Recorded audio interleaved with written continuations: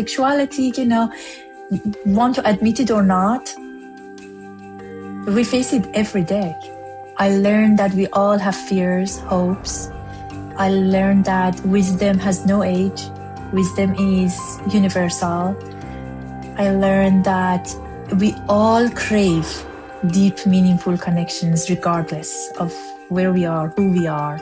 The way that I define intimacy is into me I see, and then I invite you into me you see, the parts that I want you to see, depending on the role that we are, occupying in this moment in time. I went to the United Nations and I said, I would like to help you to have some sort of sexual health curriculum for these schools because, we learn nothing. I'm a highly spiritual person, and I believe that when you put yourself out there to the service of others, the road comes, the path becomes. Hi everyone, Brian Spielmann here. There are places in the world where certain conversations don't happen, where the questions people most need to ask about their bodies, their desires, their longing for connection get swallowed whole. And not because no one has them, but because the silence around them is so loud, so enforced, that asking at all feels like a transgression. My guest today grew up inside one of those silences. She was born in Iran, educated in London, and spent years working with people across 40 countries who was carrying questions that never been allowed to speak out loud. And then in 2006, she did something remarkable. She went on BBC World Service Radio and started answering them publicly. I see her smiling. For Persian speakers in Iran, Afghanistan, and the diaspora. The show was called The Whispers, and it won BBC's Innovation of the Year award, and millions of people listened. 2 decades later, Dr. Sara Nasserzadeh has spent her career dismantling a different kind of silence. The silence we keep about love actually requires. Her book, Love by Design, argues that most of us were sold a myth that love is something that happens to us, that chemistry is enough, that finding the right person is the work. It isn't. The work, she says, is learning to cultivate the conditions love needs to emerge. And as a wannabe organic farmer, I'd love that. And I just appreciate, Sara, that your work lives at the intersection of psychology, culture, and human connection. So today, we're starting with Sara's international story. So welcome. Thank you so much for having me, Brian. Thank you. It's a pleasure to be here. And I don't know much about you. So before the academia, before the BBC, before any of it, what was young Sara like? What kind of kid were you? The kid with thousands of questions. My parents never told me that I was annoying, but I'm pretty sure I was because I asked about everything. The other day, I was actually explaining this to my son that, it must have been exhausting for my parents that I had questions about everything. Whatever they said, like, who said that? When did this start? So I was always interested to see who came up with the idea, the original idea. And that's what I remember from my childhood, a lot of questions. Did you push or did you keep your questions silent? Oh, no, my parents always encouraged us to come up with questions. And every night before we go to bed, we had this ritual that, pray for people who are underprivileged, like they don't have the means that we did. It doesn't mean that we had tons of means, but we were told to pray for those people. And then we were asked, what did we learn and what would you do differently tomorrow? So there was always this culture of growth and sharing with each other. And yeah. So you were ingrained with compassion and curiosity from early on.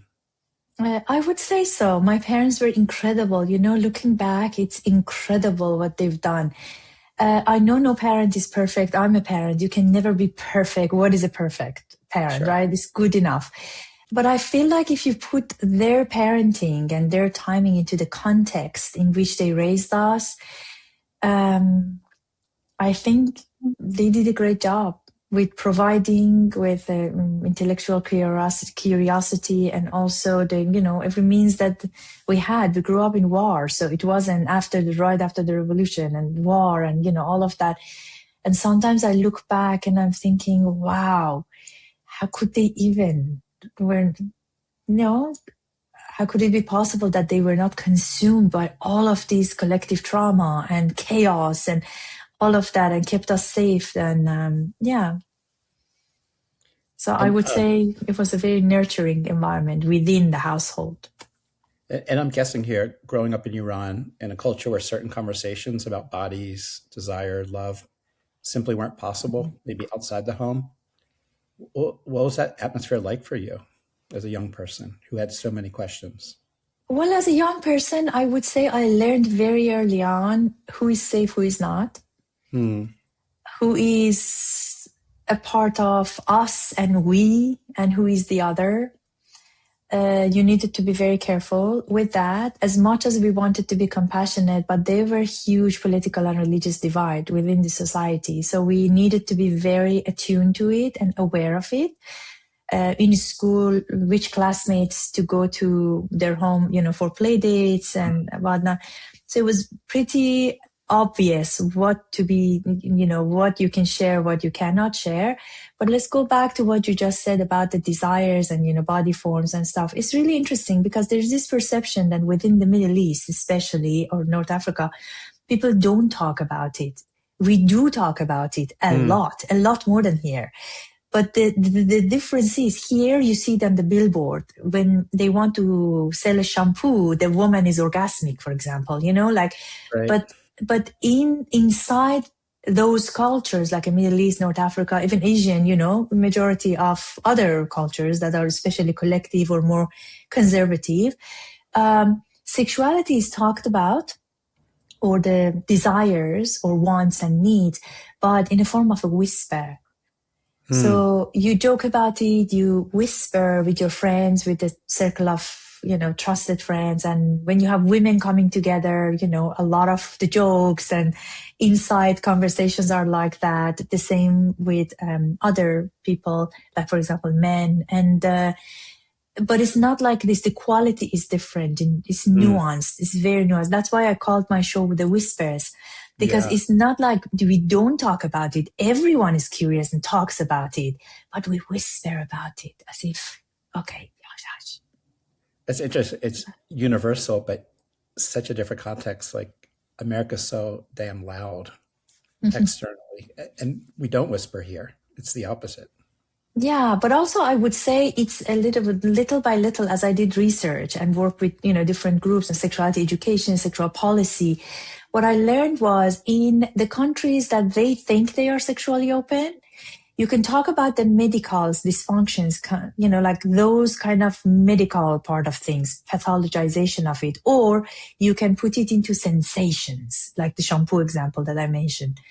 But when it comes to an actual normal conversation as a part of humans growing up with a genital, many of us, well, all of us, almost all of us can admit that we were born with genitals and we need to connect with it in one way or the other.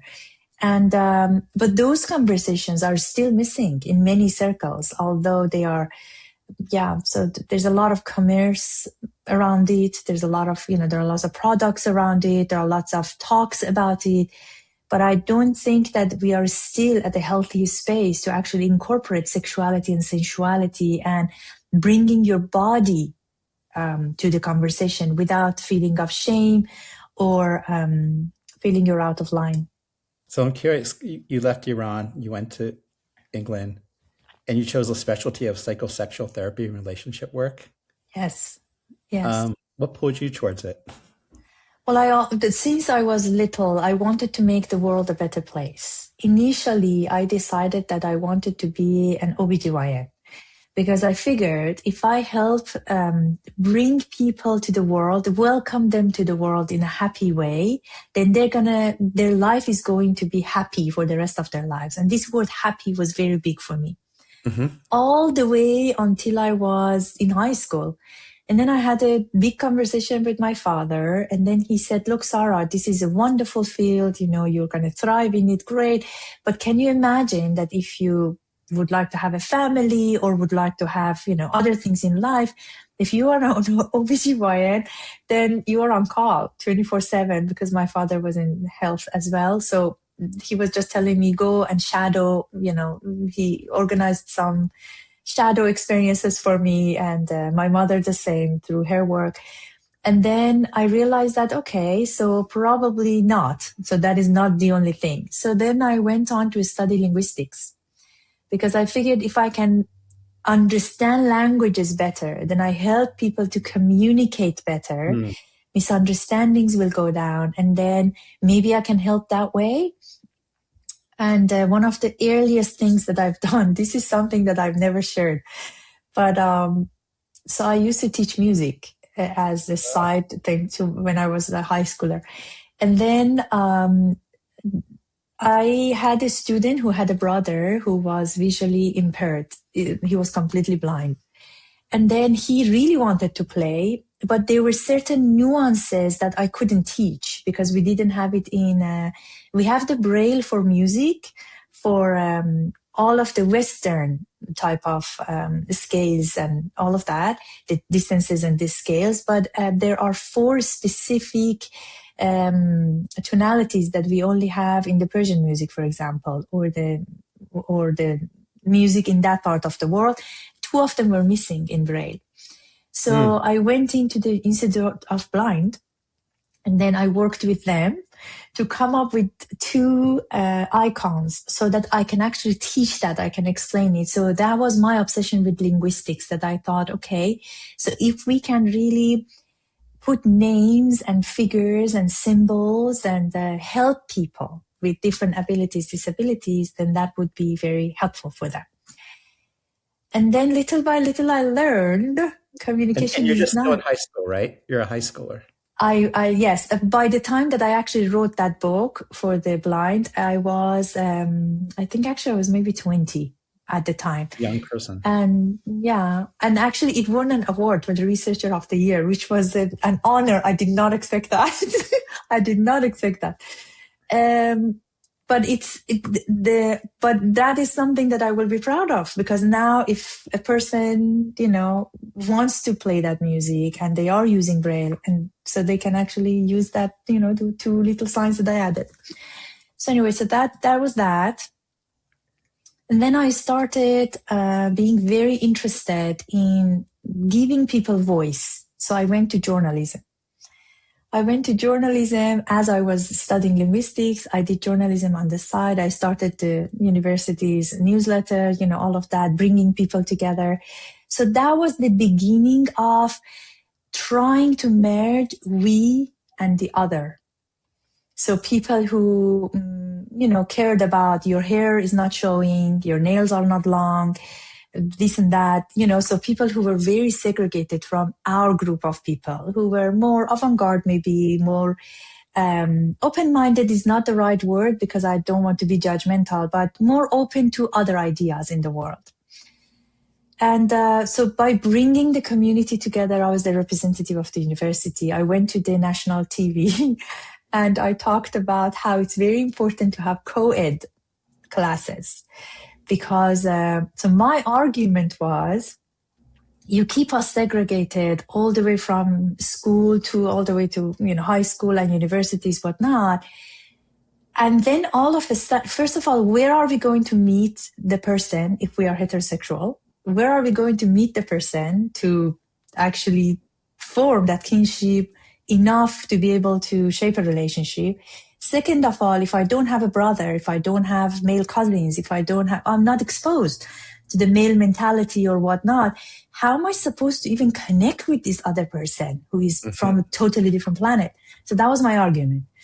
Our own university became co-ed, but I have to give all the credit to the dean at the time. He was exceptional, very religious person, but very open-minded also at the same time. So he was very pro-humans, pro-doing the thing that will help humans grow. So that became a very good model for other places as well. And there were other universities that they were co-ed to begin with, like, for example, the medical schools, whatnot. But the arts and humanitarians still segregated. So they came together. And this is 20-something years ago. So that changed. a little bit. And then because I was the representative of the university, you know how when you are doing anything, assume any leadership role, people think you know everything about everything.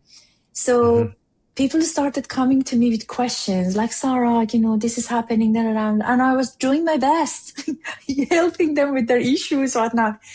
And then I realized that, this is really interesting. People are really struggling with their close relationships, whether in their family system or their coupledom or dating, whatnot. And then at the time I started dating my own husband, and so I have a whole history with relationships and marriages myself, forming my own ideas.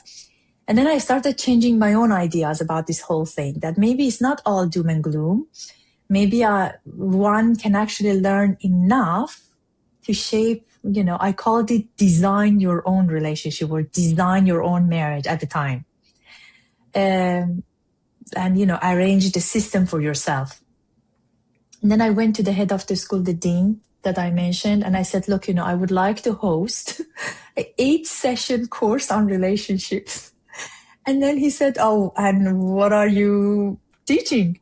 I said, well, I would like to teach about hygiene. I would like to teach about hygiene, meaning like, for example, like even basic things, like, for example, so many different things, like, for example, how to take care of your body, how to present yourself in a way that is, groomed and presentable to other people. And remember, this is coming from the mentality that admitting that there's a body attached to this intellectual mind, right? So I started there, and then I taught a little bit about social etiquette around each other, and how to be kind, how to be respectful, how to be trustworthy, and how to be trusting of other people. And all of these while we are under strict sanction in Iran. You have no access to information. Internet is very new. And so I would write to somebody like a professor or something that I find online, and I say, hey, I'm teaching this course, and I see that you have a thing. What is from your material that you think would be helpful for me to have to translate to teach? And by the generosity of so many people, I accumulated all of these material that I could get my hands on. And then I would travel out of the country and go in and buy dozens of books and just read and scan and, highlight. And then I would just go and present it on these workshops. And then little by little in these workshops, private questions came by. I have pain. I don't know what to do. No. They become sexual questions. I'm like, what do I know? I went to my parents and I said, hey, these are the questions that come up. My father went and got me books and said, Sara, these are the books that are available. Do you want to read them? Maybe, they will be helpful. And then my husband now, boyfriend at the time, is a doctor. And then he had more access to, medical material. So he would bring me medical material and then we translate together, put the material together. So I started teaching courses, this 8 session, one of them sexuality. And I didn't call it sexuality. I called it family health, so something.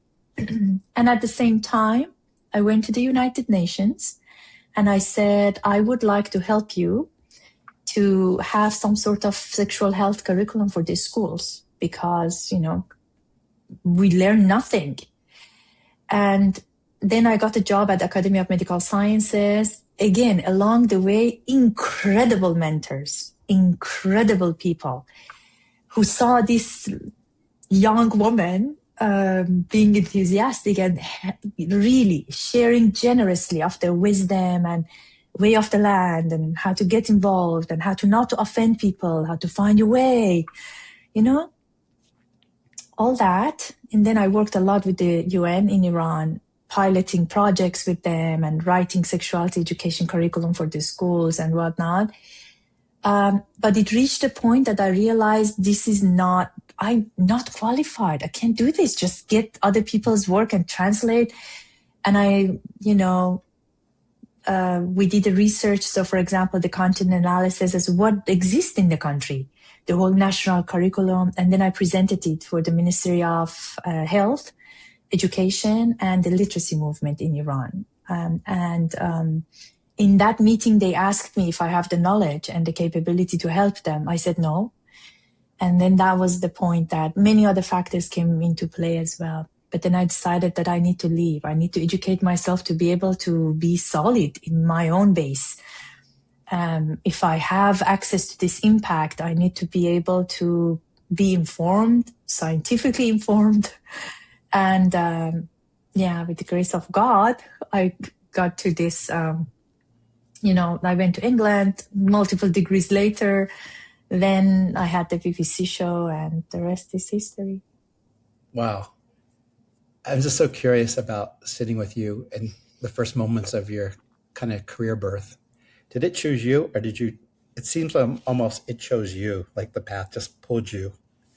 Like I wonder how much came from inside or how much I don't know if it's the same, but I just get like the world pulled you in this direction, like your path. Yeah, that's a great observation. I would say both, because I'm a second child. So, typical second child. Yes, I would say both. I would definitely say both. But, I had this predisposition that I need to be using the gift that I was given to be alive, to be, and there are so many different things in your life that not one linear thing that shapes you, right? That you feel that zest for life. You feel like that responsibility that if I can, I should. So back to your BBC, commissioned you in 2006 to create a radio program on sexuality and relationship for Persian-speaking audiences. You called it The Whispers. Yes. How did that opportunity come to you, and what was your first reaction? Well, I'm a highly spiritual person. And I believe that when you put yourself out there to the service of others, the road comes, the path becomes. So I was giving a talk at Oxford University. Dr. Tremaine invited me to give a talk. After the talk, it's customary to take you out to lunch. So we're having lunch. And then another person enters the cafe, and my host, Dr. Tremaine, says, "Oh, my friend such and such, come please sit with us." And as we're talking about the lecture that I just gave. And then the woman looks at me. I was usually very young in any circle that I was in. And I think that played to my benefit, because I feel everyone that I came across in my life, maybe not because I was young, sometimes I was told I'm an enthusiasm with a big E. So that maybe was the case. So she actually just looked at me and said, "Well, how old are you?" And I said, "Well, I'm older than you think, because I feel like, I'm born 100,000 times, and this is the manifestation of that." So we are having this chit chat. And she said, "No, seriously, what would be your dream?" I said, "Well, my dream is to have a very big platform, reputable, good, credible platform, so I can teach." And she said, "Do you have a proposal?" I said, "Why?" I didn't know she was the commissioner for the BBC. Oh my God, how auspicious. And then, so I wrote the proposal. 2 months later, I had my own show. And what was it like being in the studio, discussing things that aren't normally discussed in public? Liberating, because first we started with radio, and radio is something that anybody can have, anyone. So in the the remotest areas, and they could go to their room and listen to it. They could, oh my God, the letters that I have from that time, it's unbelievable. If I die tomorrow, I die happy. It's unbelievable. So we started with radio. The experience was surreal and at the same time very real, because I could envision that, right, all along, a big platform reaching millions without restriction, without censorship, without all of that. But there were situations that we didn't have words to describe the entity. Let's say, for example, orgasm, or, there were certain things that are only the Western terminology existed in that time, or it wasn't as popularized, the word. Then I had to call back to the office. We have an institute in Iran that is an institute of language. So whatever that you would like to put forward, you can actually go to a committee, and then a lot of really informed linguists are sitting around the table and say, okay, so how do we devise this? So my husband actually had an older professor who was the head of that committee. So again, serendipity, right? So everything is working to that benefit. So I had access to him, and then so we had a conversation. I said, look, there are certain words that I don't want to use the word orgasm. I want everything to be something that people own, because if I say orgasm, it's something that the Westerners do, Westerners have access to. Until I have a word that is articulated like in Farsi, I can name it in Farsi, I can't really own that experience for myself. And then he understood it. He really helped me. This just goes back to your friend's brother who was deaf. Who was blind. And you had to find words. Yes. See, they all come together. All come together. And then now, how many years? 20 years down the line, people are using those words or terms. They don't even know where they came from. So it's a complete part of the fabric of the culture. And that's so rewarding to know that I had a little role in that. It's, yeah. Can you go further? Like how you came up with the word for orgasm in Farsi? Like what would be different nuance? So, for example, orgasm, even now at the ISHWISH, International Society for the Scientific Study of Women's Sexual Health, we have a consensus group that I have the pleasure to be a part of. We are redefining the word orgasm even in English, later on in other cultures. And it's going to actually, the paper is going to come out this year. And Dr. Berry Komisarok, one of my other co-authors, actually is the head of that committee. So, back then, orgasm was something that people equated with climax, very male jargony language. Right. And we had that in Farsi, like, for example, the peak, let's say, right, if I'm translating. But I wanted it to be something that is genderless and it could be owned by everybody, because within that, subliminally, what is it that I'm communicating? That this is for everyone. Not this group or that, right? So there's a lot of cultural nuances. So what I came up with the help of that committee was Oje Lezzat Jinsi, which means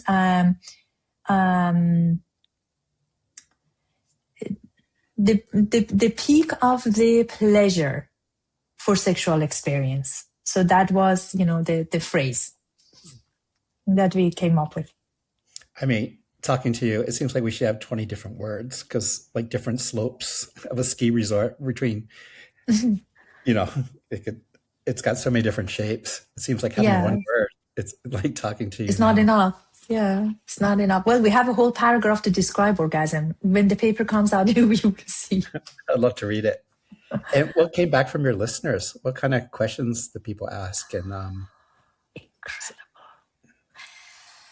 incredible.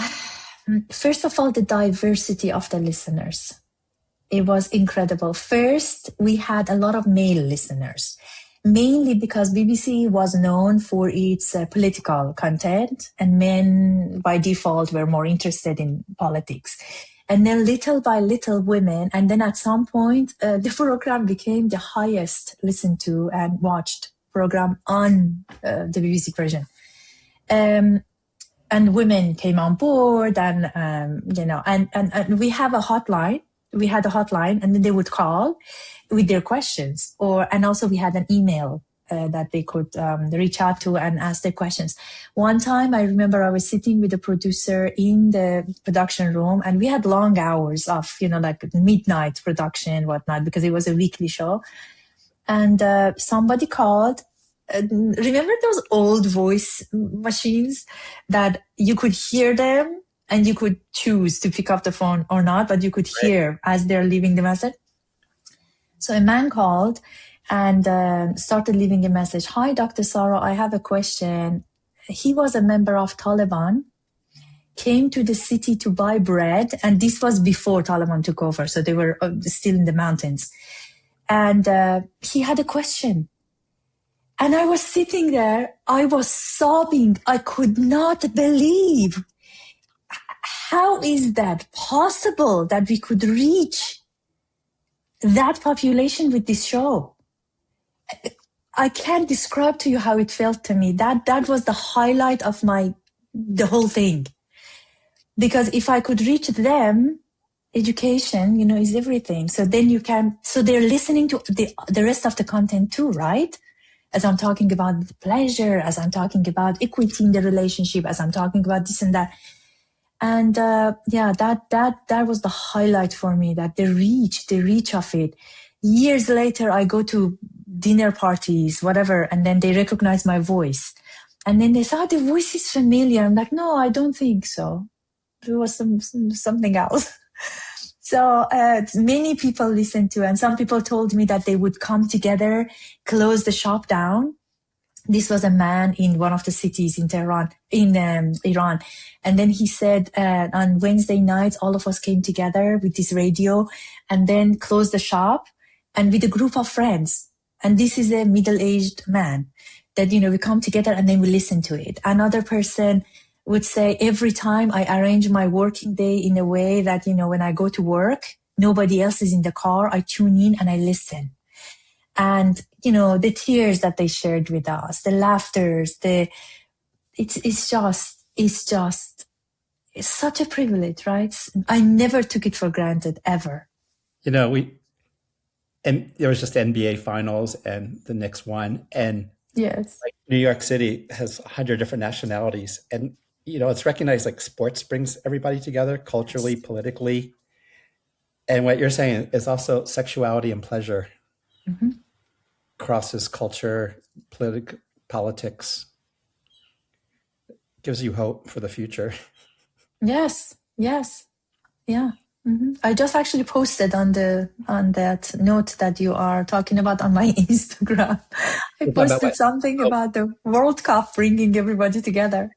Knicks and World Cup and, yes, sports and sexuality, want to admit it or not, we face it every day. And there was one trauma study that showed like after a catastrophe, could have been an earthquake, fires, a community, a village heals when they're back out. The kids are out playing soccer like 2-3 months later. Yes. Some of the rituals are reclaimed. Yes. So you've lived, you mentioned you go back and forth between your home here in US and UK and Iran. Like you have this multicultural approach and you've traveled to 40 different countries. You have a really unique vantage point. What did that movement between worlds show you about love and connection that people inside any single culture might miss? I love your questions. I think that everyone deserves to be in the loving relationship they desire. And there's no exception. The way that they define it is, subjective, but I would say it's not preserved for a lucky few. It's not preserved for the advantages, people with advantages and privileges. The other thing that I learned is privileges are fluid entities. They are not static beings. That's a big one that I learned working across the world. And in one room, I could hold an identity that I walk into a room and I have advantages because of it and because of the same exact attribute, I could be subjugated in another context. So that is one. I learned that we all have fears, hopes. I learned that wisdom has no age. Wisdom is universal. I learned that we all crave deep, meaningful connections, regardless of where we are, who we are. Yeah. Is there something about intimacy that looks universal from where you stand, or does context always change everything? I would say the way that I define intimacy is into me I see, and then I invite you into me you see, the parts that I want you to see, depending on the role that we are, occupying in this moment in time, rules of engagement in that context. So the context definitely impacts the rules of engagement, expectations. And if we define intimacy as into me I see and into me you see, the way that we connect with ourselves is very much impacted by the context. So I would say, that's how I would define it, that everybody wants to be seen. That's how I define intimacy. And you would reveal different parts of you depending on the context. In your book, The Emergent Love Model, that you talk about, you argue that successful relationships don't thrive on love, at least not love as most of us understand it. What do you mean by that? Well, I mean, love is an emergent entity. My late mentor, Jamshid Qarashadawi, one of the founders of the systems thinking, he taught me that there are so many different things that you just need to trust that they exist through their manifestation. One of them is love. So imagine that spark and log come together in a conducive context, make a fire. So that fire is love. Make the log a little bit wet, or take the spark or oxygen away, the fire dies. We can't claim that it exists, especially if we are talking about human to human love. It could be parental, it could be romantic, it could be any form of love. So love can only exist through the emergent love model perspective, through its manifestations and the ingredients that go into it to create it. And so that's what I mean, because people say love comes first. And by the way, many people equate that with sexual chemistry.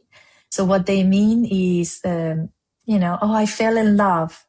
That's a sexual chemistry to begin with, So, and they reduce attraction into just physical and sexual chemistry, while attraction has so many different facets: social, financial, intellectual, so many facets there.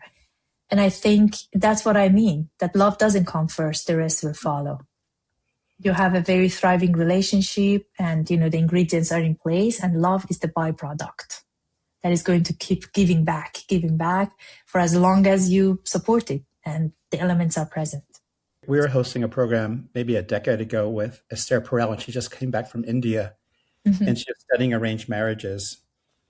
And love might not have happened for 2-3 years, but then it worked out to be a beautiful relationship.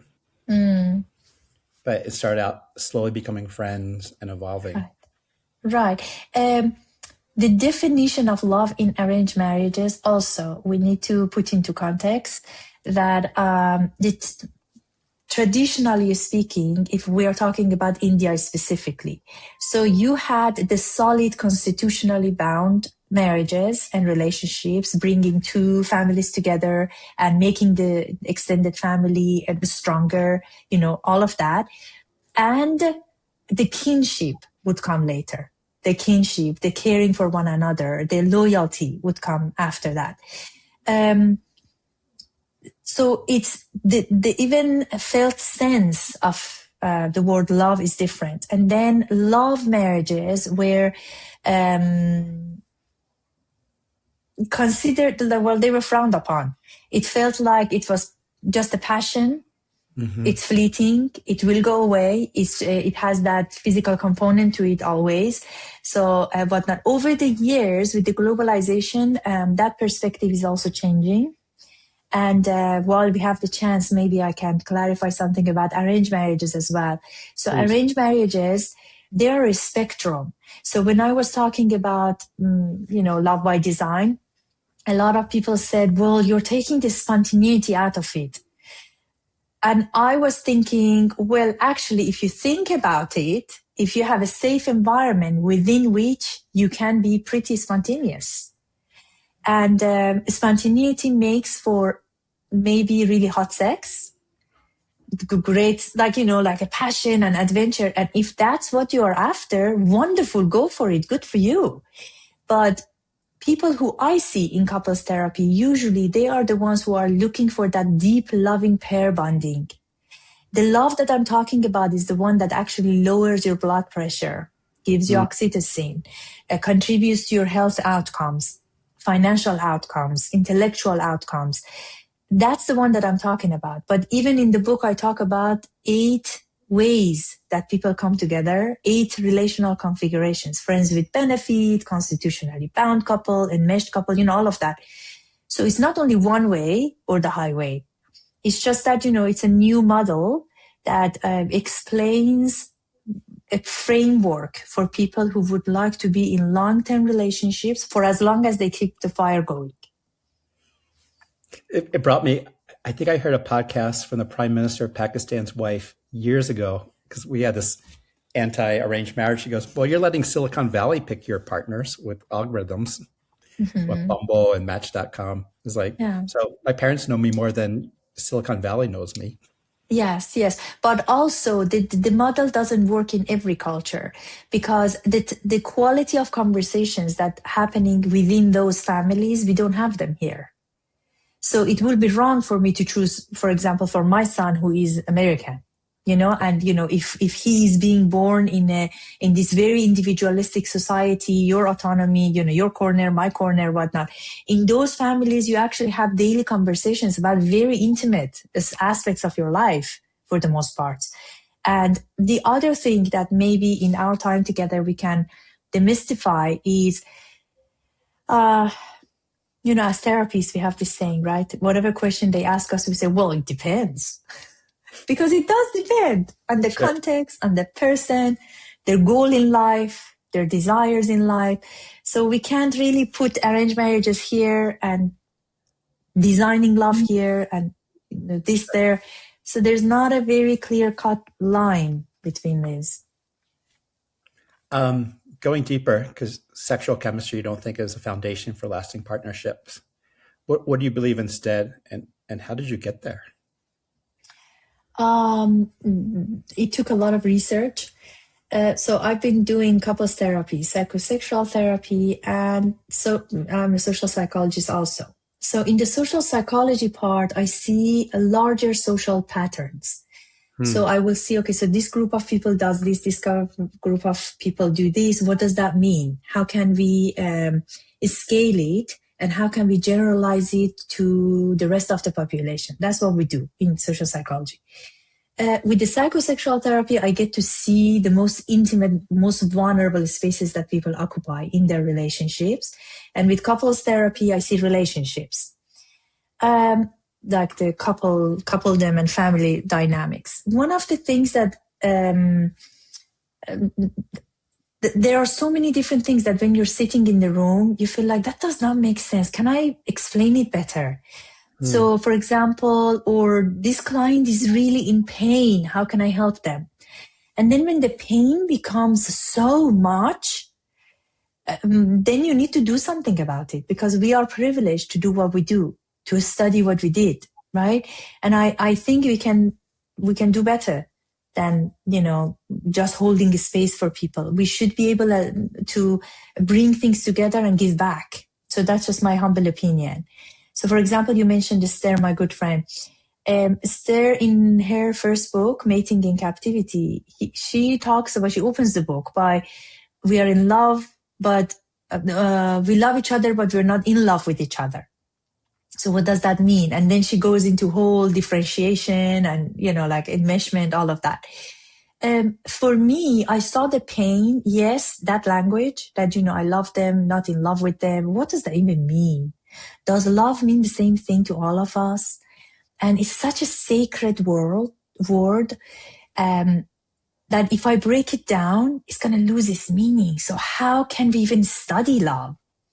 Mm-hmm. So I started to do went through the psychotherapy notes of my 312 couples that I've seen for at least 1 year. And then I shared back the results of, what I found with them. And then for those who permitted me to use the data, I used it to inform the US representative sample research, which was a survey with 159 couples and 340 individuals. I wanted to see what thriving looks like. Mm-hmm. I'm not interested to see how you survive because other colleagues have done that and, standing on their shoulders. I wanted to know now, what does thriving look like? Because I want to be one of them.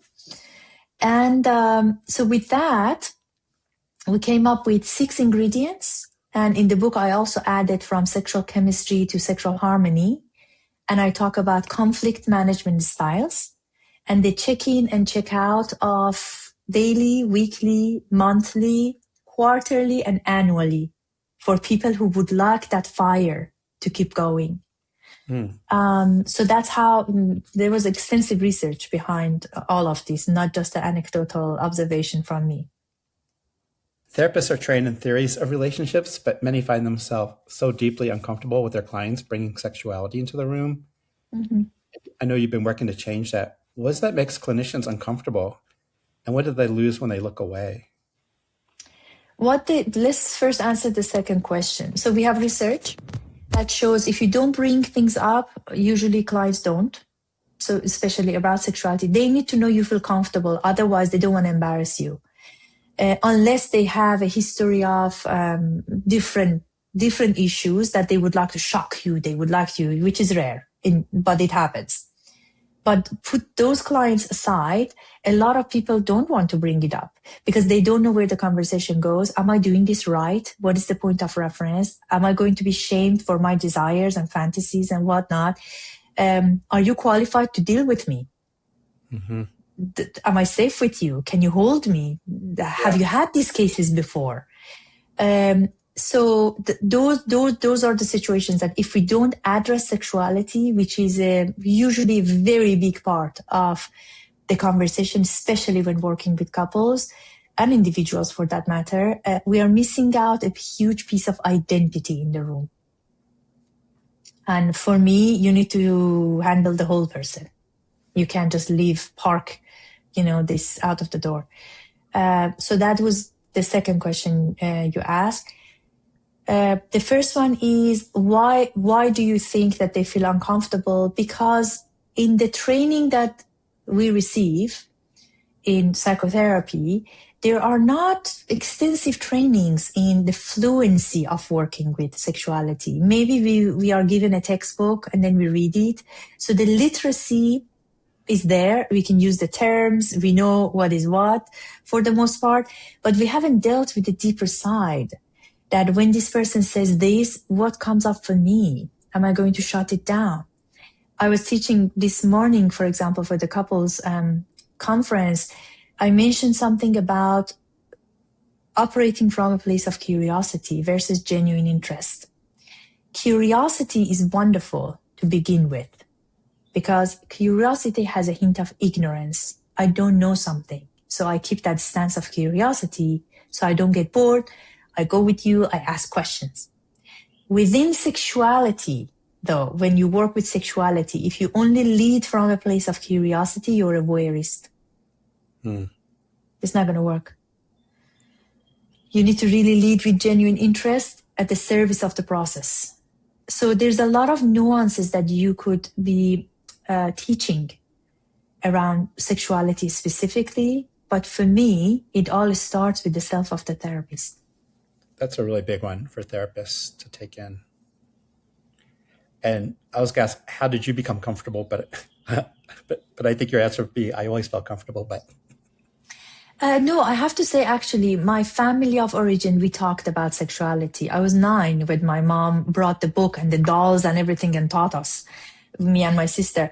So I would say the language was there. So yes, I was comfortable. The other thing is, I don't know, my personality, I want to push. I'm a second child, I told you. So I want to push the, like the limits. And it's when I was at the BBC after, I think, was it the third season? I asked the head editor and I said, look, can you please send me to a class? I want to produce my own material. And he said, why? I had the best producer, by the way, best producer. But one thing that I realized is that a tone and can change the whole way that people receive my messages. Because it's so sensitive, said like for the first time for many of people. So I think those are the nuances that we can teach for the most part, not all of it, but for the most part we can teach. And I learned over the years by shadowing other people, by reading what lands, what doesn't. I made tons of mistakes. I'm like, what did I say? Why did it come out of my mouth? And then little by little, I was like, okay, so with this crowd, I need to tone it down. With this crowd, I need to push back. With this crowd, I need to do this. And how I came up with this HAT model, the holistic assessment and therapist model, the model of training that I have. Within that, I have several roles that we occupy that inform different ways of being in the room. So whatever that I'm learning, I'm trying to frame it so other people can actually not only be literate, but also hopefully be fluent when they are sitting with clients. How has your own relationship, your own experience of love taught you that grad school and all the books that you read couldn't? I have to tell you, with motherhood, textbooks, I did not learn much. I learned by trial and error and mother friends, like my own mother and, people that I consulted on a daily basis. So that aside, I love the books, I still read them, but on a daily basis. So that's that. But for the romantic relationship with my husband, I would say it helps that we are intellectually very compatible. That is our main mode of attraction to one another. So if I come up with an idea and say that, hey, I think this is what happened, what do you think? We both have the ability to detach ourselves. And sometimes in the heat of the moment, my husband says, what would Dr. Sara say? To bring the perspective. I had ups and downs with my own relationships because initially when I started to do couples therapy, psychosexual therapy, sometimes in the room I felt so privileged. I'm like, oh my God, I have none of these issues. I felt guilty, like survivor guilt. And in other situations, I thought, I do that in my relationship. So it shapes you as much as you shape it in the room, right? Because you're a human, you can't be detached from it. So I would say, every day you learn something new that, am I doing it? Am I not doing it? What is the differentiation here? Where do I step in? Where is my issue versus the client's issue? So, all of that. Yeah, I think parenting and dating books, it's hard to get very much mileage versus just doing it. Yes. You have to do it. You have to get out and do it. And I would add, have a sounding board, a thinking partner beside you so that you can actually reflect, because you could be doing the same thing over and over again. One of the things that I started to do, I do not recommend it, lovelies out there, if this is not your mode of practice, but I did 2 experiments that helped me a lot. Sometimes you see you're sitting in the room with a client, everything is going perfectly. Like I had this person who was wonderful. Like, how could he not be successful in dating? And, he's just beautiful. And then I said, you know what, do you mind taking me out to lunch? So we go out to lunch. And then as we are having lunch, I decoded it. I saw the behavior he had. I saw, the this and that and that.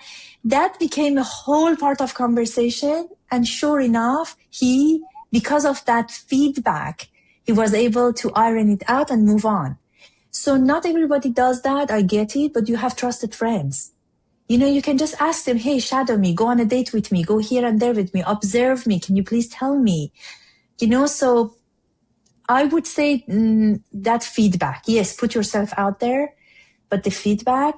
And the second thing I've done, I asked my single clients at some point, and I said, I'm going to send you on a blind date for one time. For those ones who were open, I matched them with each other, my clients. When they came back, I said, how was it? I got to see how they show up on dates. Oh, wow. What data? It was so good because they show up differently with me. And I was able to say, hey, actually, did you realize you were pretty boring? And yeah, so, in the spirit of helping them grow, just that mirror is also very helpful. Because I know friends, and one partner is quite articulate, and the other one, so going to couples therapy, one, they're scared that the other one's just knows how to put on such a good show, and they won't get to the heart of it. So what you're saying is like almost like if the therapist could just be in their house for an hour and see what they're really like versus how they show up in the therapy space. Yeah. The other thing that I used to do, I haven't done it for a while now. Since pandemic, I haven't done it. But I would ask my couples to book a dance studio for a dance lesson. And I would take them there. I said nothing. I would just sit in the corner. Just observe. Who is leading what? When they get to these arguments, they step on each other's toes. One of them is so attuned to the 1, 2, 3, 1, 2, 3, and not paying attention that you're walking all over the other person.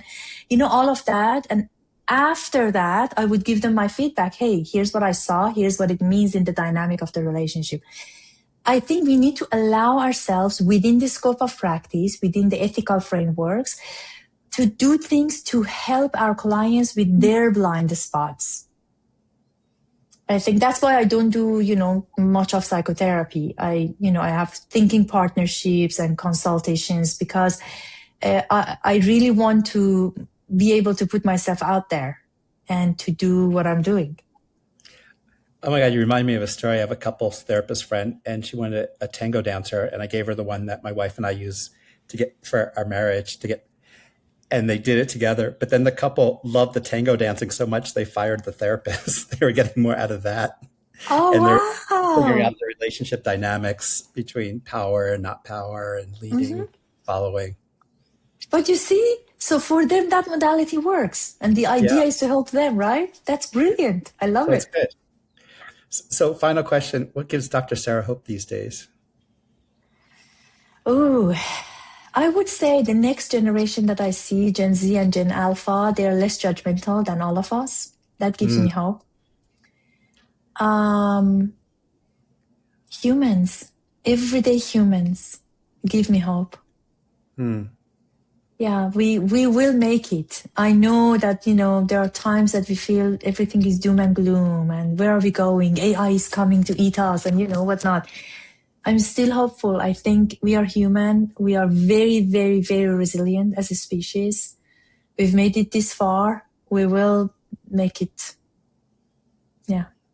even further.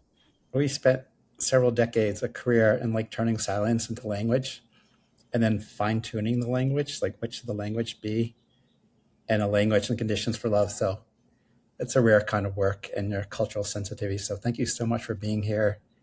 And how do people find you? I'm on Instagram under Dr. Sara Nasserzadeh. I'm on LinkedIn. And on Substack, I have a monthly blog that I go deeper in one issue that, that is interesting to me and my readers. It's called The Common Ground by Dr. Sara on Substack. And I have books and website and, and also the TED Talk. An excellent TED Talk. Thank you. Thank you so much. I appreciate it. Thank you so much for having me, Brian. Thank you.